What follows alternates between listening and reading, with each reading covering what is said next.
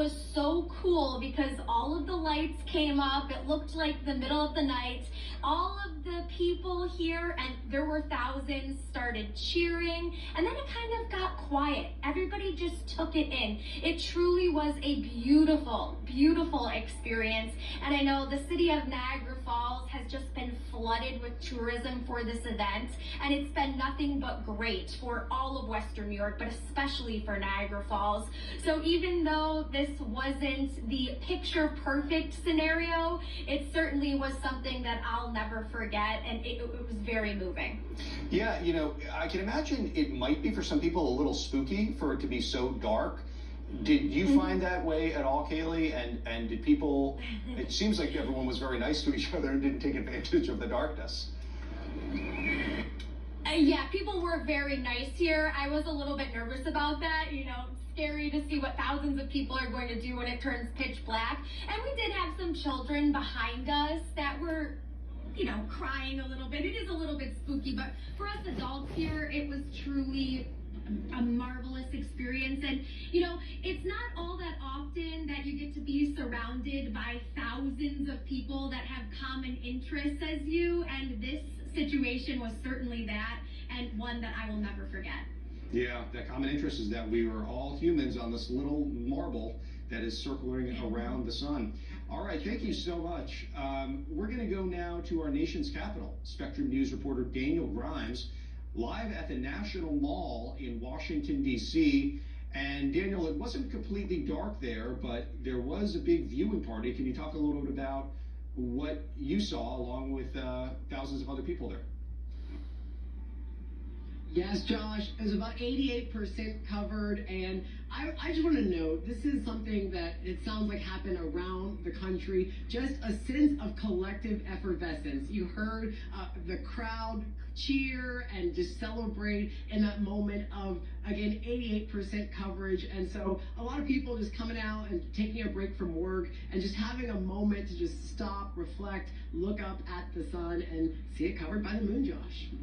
I noticed, Daniel, that before you were simply wearing that sweater, which I thought was a very smart looking sweater. You have a jacket on now. Did it get a little chillier? Exactly, Josh. You called that out, and it definitely got a little chillier. I'm joined here with a guest who's also wearing long sleeves, wearing a sweater. Listen, it got significantly chillier, didn't it, Greg? Absolutely. I was at about 10 or 12 minutes before totality. It was noticeably cooler. Actually, 20 minutes. You know, noticeably cooler. It really was. And Greg is really fascinating because he has lived here in D.C. for 17 years. What brought you out here today, Greg? Just, it's unique. I mean, this is something that only happens 2 or 3 times in a lifetime, certainly an adult lifetime, so I didn't want to miss it. Yeah, but you also traveled back in 2017. Can you tell us where you went, why, and what that experience was like?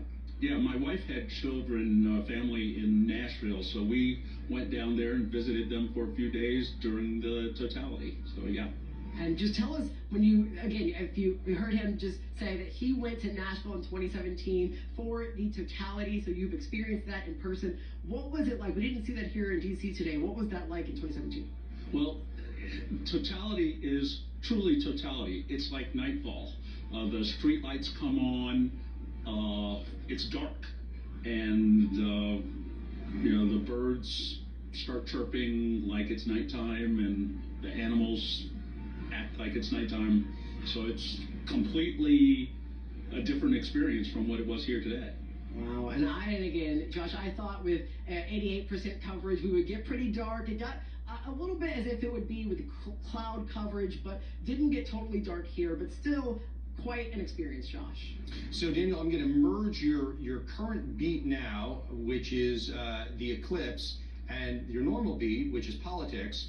I just got a little poll report, which is reporters following the president. He's in the Midwest today, and apparently he had special glasses to view the eclipse in his hand as he boarded Air Force One, but he did not stop to look up in the sky to view the eclipse.